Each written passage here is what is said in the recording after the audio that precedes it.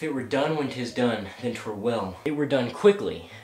If the assassination could tremble up the consequence and catch with the surcease success, that but this blow might be the be-all and end-all here.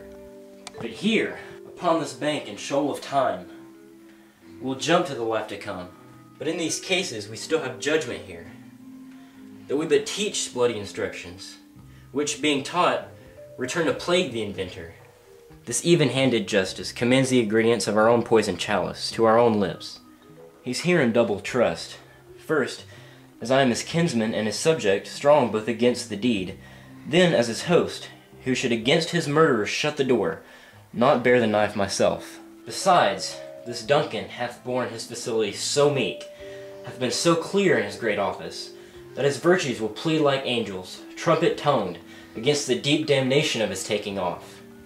And pity, like a naked newborn babe, striding the blast, or heaven's cherubim, horsed, upon the sightless couriers of the air, shall blow the horrid deed in every eye, that tears shall drown the wind. I have no spur to prick the sides of my intent, but only vaulting ambition, which o'erlaps itself and falls on the other.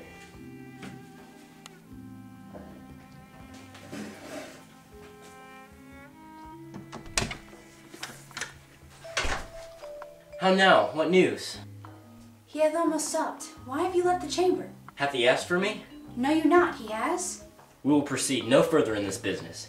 He hath honored me of late, and I have bought golden opinions from all sorts of people, which would be worn now in their newest gloss, not cast aside so soon. Was the hope drunk wherein you dressed yourself? Hath it slept since? And it wakes now to look so green and pale? At what it did so freely? From this time such I count thy love. Art thou afeard to be in the same in thine own act and valor, as thou art in desire? Wouldst thou have that which thou esteemest on the ornament of life, and live in a coward in thine own esteem, letting I dare not wait upon I would, like the poor cat in the adage? Prithee, peace. I dare do all that may become a man. Who dares do more is none. What beast was it then that made you break this enterprise to me? When you durst do it, then you were a man. And to more than what you were, you would be so much more than the man. Nor time nor place did then I hear, and yet you would make both. They have made themselves, and that is their fittest now, does unmake you.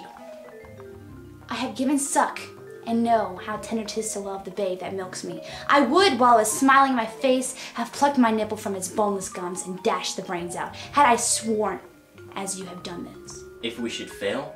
We failed! But screw your courage in your sticking place and will not fail. When Duncan is asleep, whereto the rather shall his day's hard journey soundly invite him, his 2 chamberlains, will I with wine and with sail, so convinced that memory, the warder of the brain, shall be a fume, and the receipt of a reason, a limbeck only, when in swinish sleep their drenched natures lie, as in a death. What cannot you and I perform upon the unguarded Duncan?